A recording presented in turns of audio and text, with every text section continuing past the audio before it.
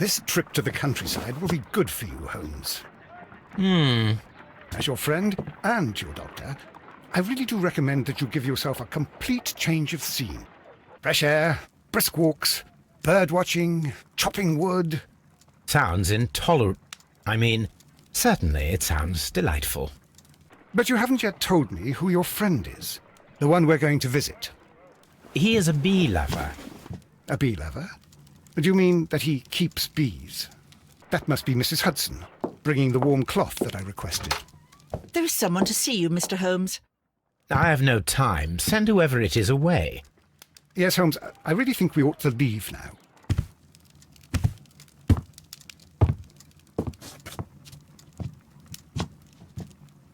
Mycroft. Sherlock. Oh, Mr. Holmes? Perhaps you don't remember me. I'm Dr. Watson. We met at the Diogenes Club a few years ago. I documented our encounter in a short story I gave the title The Greek Interpreter.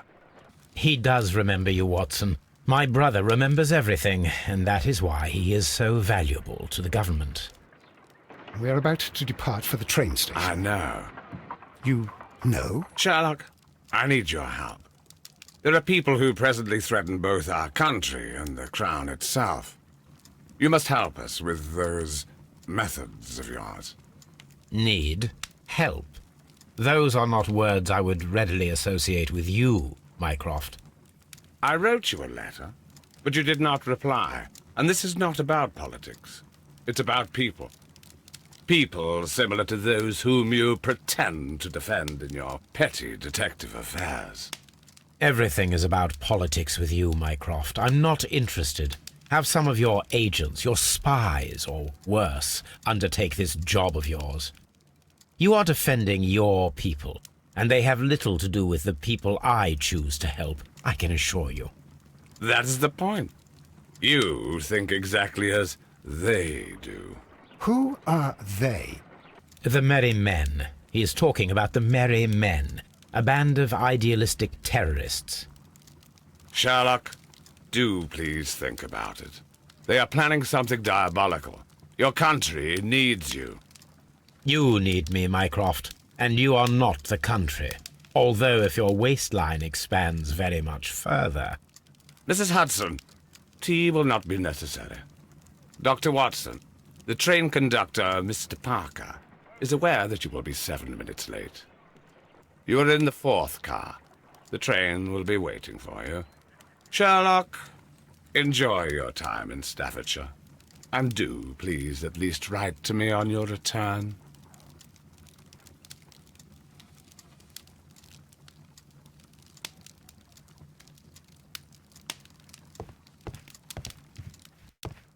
Watson, I'll hold a cab for us. We leave in 5 minutes for the station.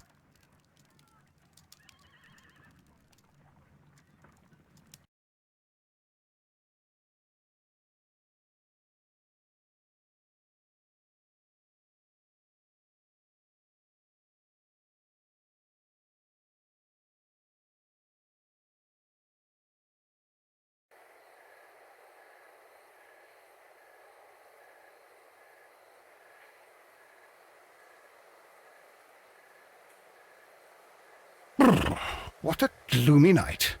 It was warmer inside the waiting hall. Since the station master told us that the train is about to arrive, we should not have to wait very much longer. Yes, at last. Attention! The train is arriving at the station. Please stand well away from the platform edge. I'll take your bags and your blasted archive suitcase. But, Holmes, the headlight. It's faded away. Something is wrong. I can't hear any sound from the incoming train. Excuse me, sir. Can you explain what has happened? I don't know. It's as if the train vanished into thin air. Holmes, say something. Quick, fetch a lantern and let us take a look. It's too dark. Only fog and rails, nothing else. There is no use in stumbling around here at night. We will come back tomorrow.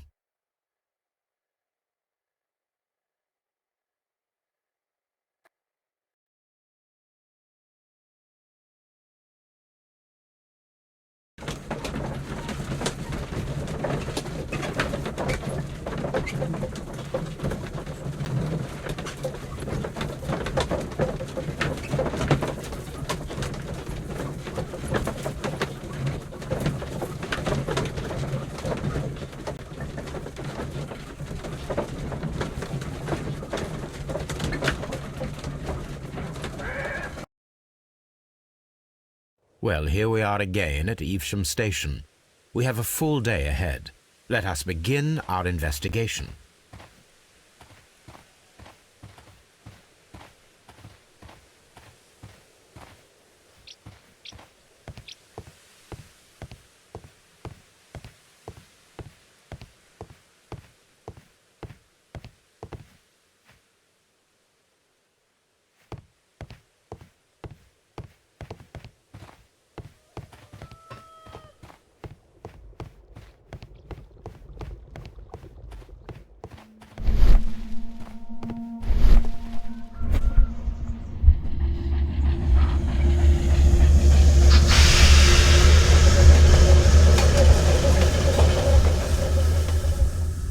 This is the place where we saw the train vanish last night.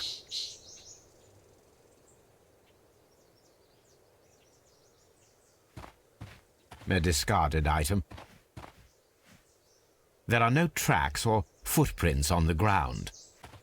The rails have not been touched. Railway sleepers, nothing unusual.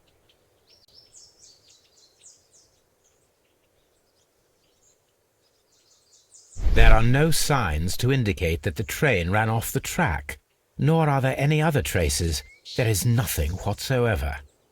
There are no clues. But then, a negative result is also a result. Oh, I see what you're getting at. No clues and you're smiling. Yes, Watson, I do smile on occasion. This mystery appears very promising. This investigation won't be simple. We shall require a map of the region. Perhaps the station master could lend us one.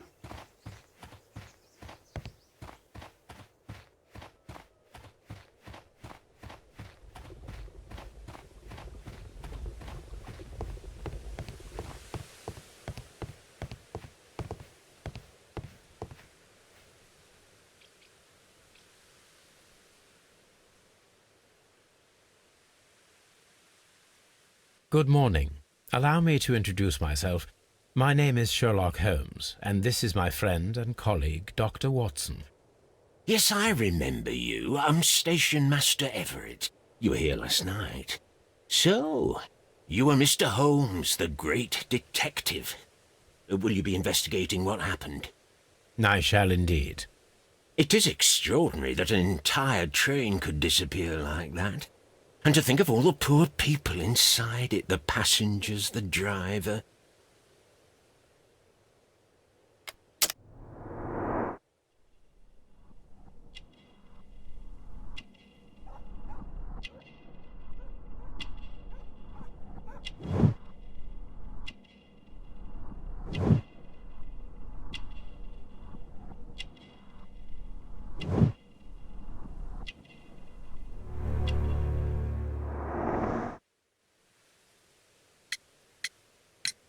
Could you please give us any details about the train? Well, there was nothing so very special about it. At least not that I can recall. My memory's not what it used to be. However, if you need it, you can have the train composition report. It's inside my office. I would be glad to have a detailed map of the local railway district. But of course, please.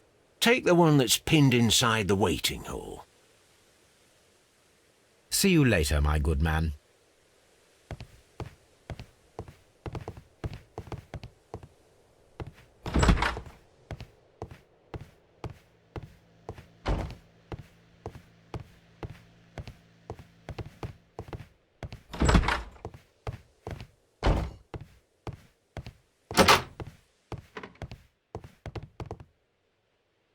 This part is probably from a locomotive. An old locomotive bell. This part is probably from a locomotive. This place serves as a storage area for the station.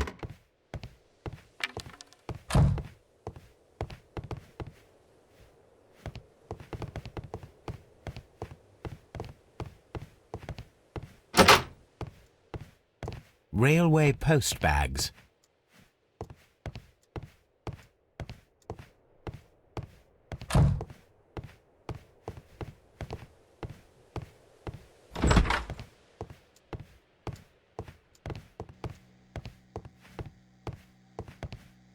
A telegraph.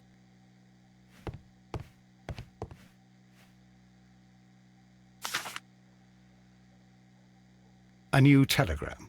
I think we should meet this Mr. Robinson.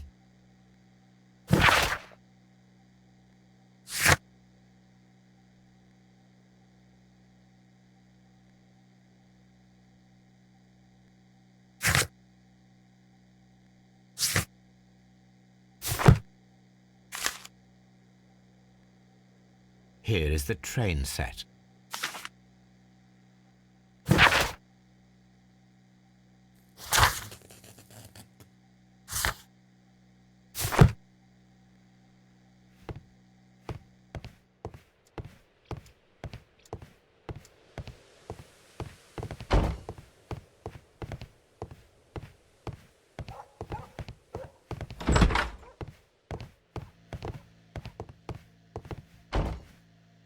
This map will be useful.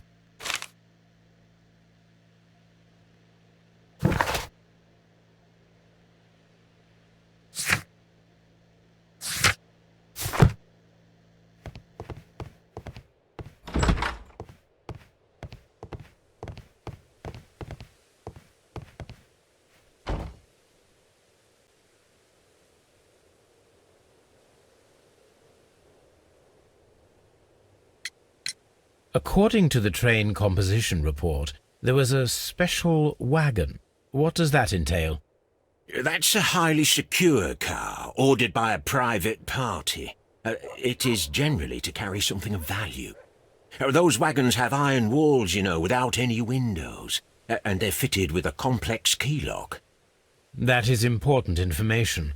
Do you know what was inside this particular wagon? Certainly not.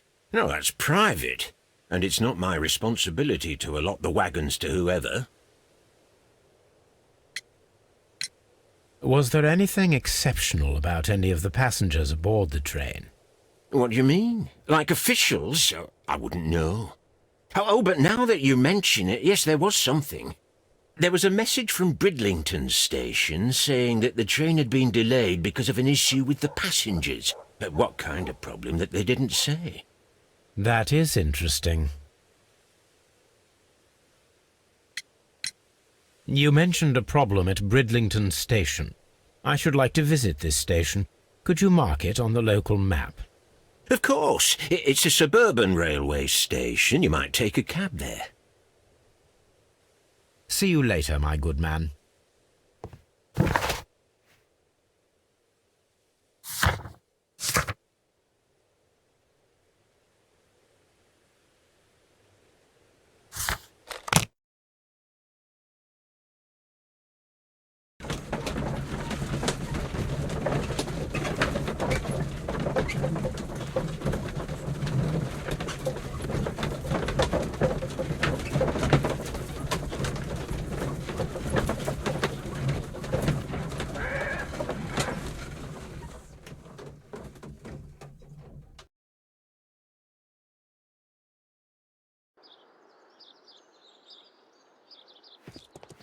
Holmes, how is it even possible for a train to disappear?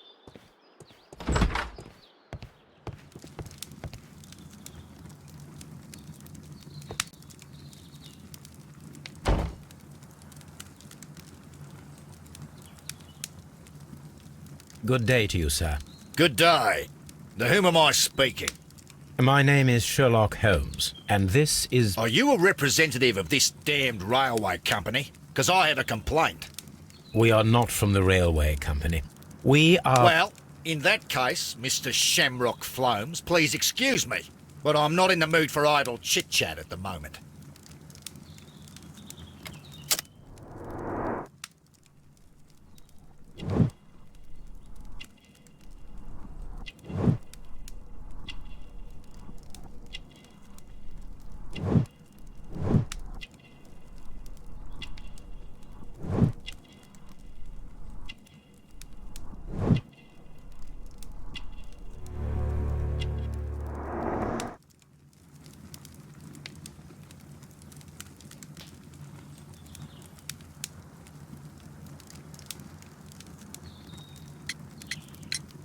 You must be Mr. Robinson, is that correct? Yes? I am leading the investigation of the disappearing train. It would help if you could answer my questions. Ah, well, all right. I have nothing to hide. I presume it was you who placed the order for the special wagon. Yes. It was to transport my valuable prototype safely to London. My prototype is a revolutionary device. It is capable of producing electricity. I'm a businessman and an engineer. I had already found several potential customers for my invention, but I was very optimistic about the directors' board who were travelling on the train last night.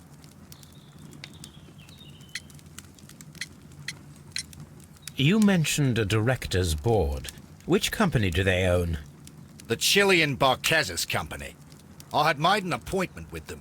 Now they are lost, along with the train and my prototype. What do you know about the Barcazes Company? It's a large South American company. They showed a great deal of interest in my prototype, and they seemed wealthy enough to do business with. This revolutionary machine of yours, was it very valuable? For God's sake, sir, it is priceless. It could change the world we live in, and yet I was selling it for almost nothing. I am a humanitarian, you see. I do not know if I will ever be able to get over this disaster. I cannot believe that it disappeared with that damned train. Mr. Robinson, could you please clarify? Were you travelling alongside your prototype? Yes, I was. But I had to step off the train. And all because of this stupid station master. I received a telegram declaring that an important person, a Mr. Bromsby, wished to see you in the waiting room. I merely informed you of this. Mr. Bromsby is a wealthy gentleman. His interest in my invention was truly unexpected. So yes, of course, I agreed to see him. Unfortunately, he wasn't there. I thought perhaps he might have been delayed, so I chose to wait a while. But despite my requests, the train left the station without me. Absolutely unacceptable. The timetable is strict. We cannot wait any longer. The regulations require the train to be on time. You are an idiot. You will pay for it. I will sue you. Goodbye, sir.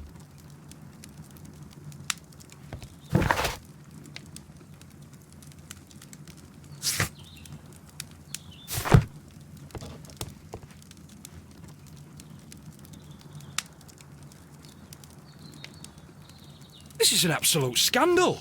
It's always the same with these rail companies. No respect for the customer.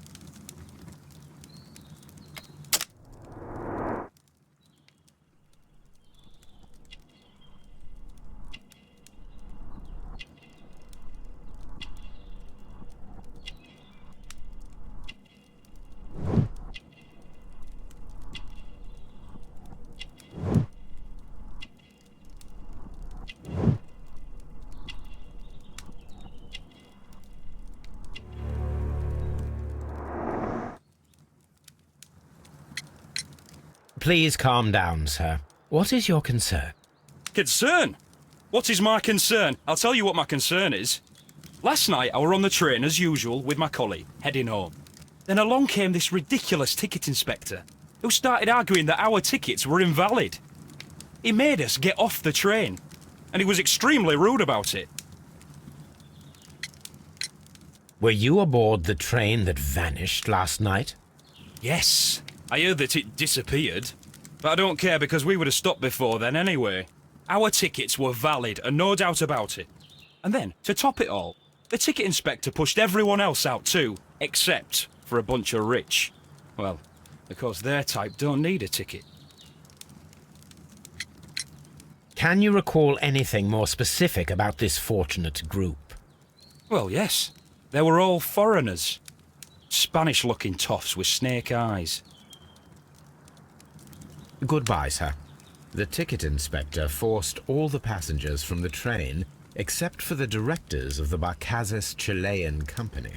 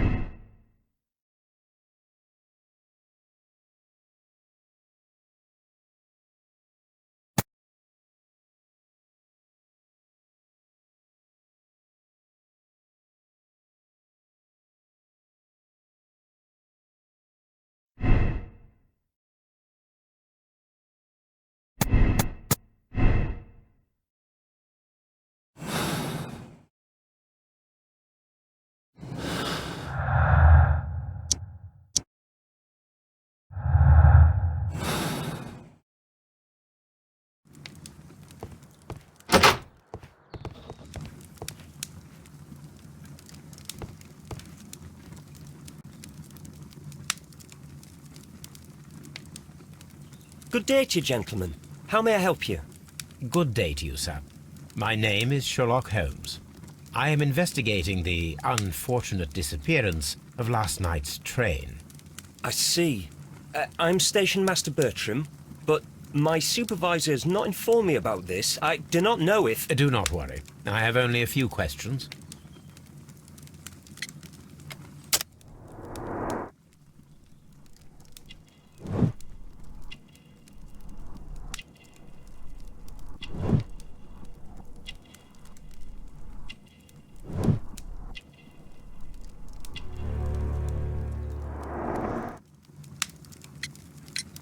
Station Master Everett from Evesham told us that you reported a problem with some passengers last night.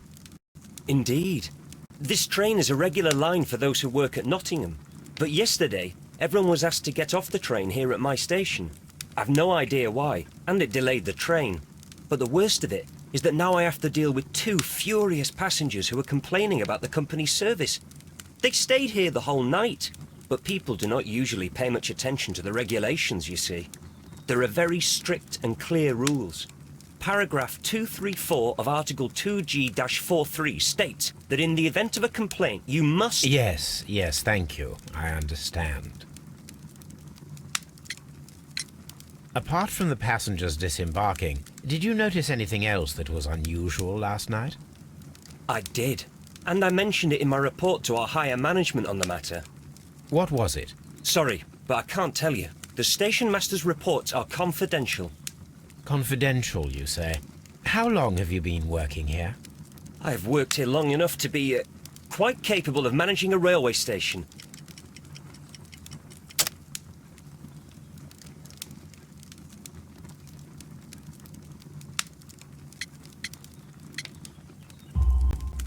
Let me speak frankly, Mr. Bertram. Your age and your lack of confidence in your position are quite apparent. You cannot deny that you have only recently completed your studies. I was at the top of my class. Listen here, young man. I am aware that you wish to protect yourself behind all these regulations, but I represent the law. And you are obstructing the investigation of an important case. I would suggest that you cooperate with Mr. Holmes.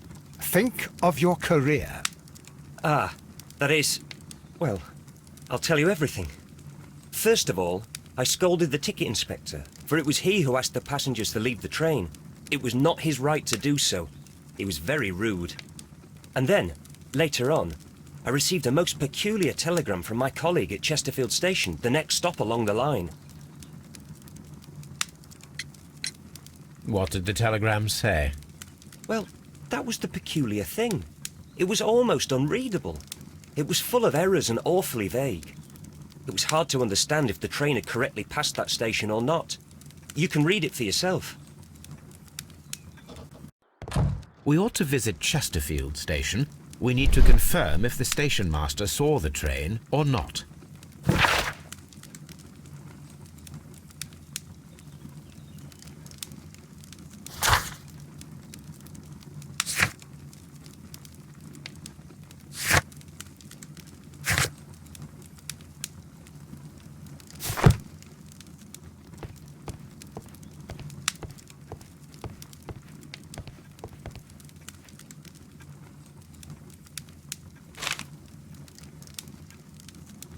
The insurance policy for Robinson's machine. A significant sum.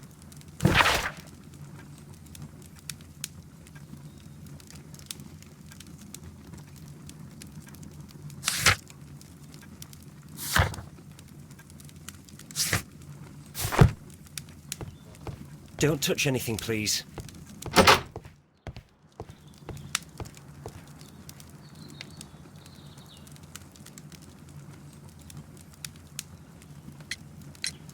According to this document, you have insurance for your prototype. Oh, thank God. Where did you find it? Near the telegraph station. I must have lost it when I tried to send a message, which I was prevented from doing. I apologise for that, but regulations state that public access to the telegraph is strictly prohibited. Upon my word, you keep on digging that hole of yours. You have no idea who I am. I see that you kept your gripsack with you. Why don't you leave it in the luggage room? I've had other things to think about. I lost my prototype. And this idiot station master just stands here doing nothing to help. Oh, but... Well, that won't do at all. Station Master, I believe that the regulations state that any passenger luggage should be taken to the luggage room. I'll do it right away, sir. Sorry, sir. This Robinson is quite a character. We should learn more about him.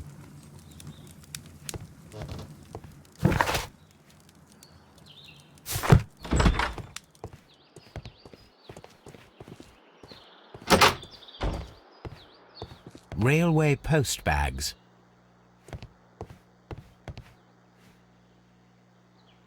This gripsack belongs to Mr. Robinson. I think we should open it, Holmes. This is what they call force majeure. I'll keep watch. Of course.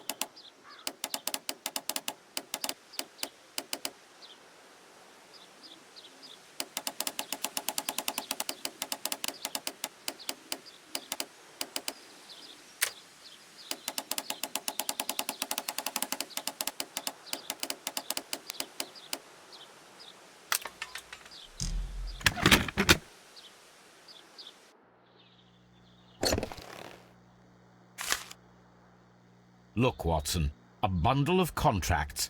Very suspicious. An exclusive sale. Mr. Robinson is the Yet another exclusive Mr. Robinson is the seller. Yet another exclusive sales contract. Mr. Robinson is the seller. Yet another exclusive sales contract. Mr. Robinson is the seller. Well, it is very clear that this Mr. Robinson received prepayments from various people for his machine.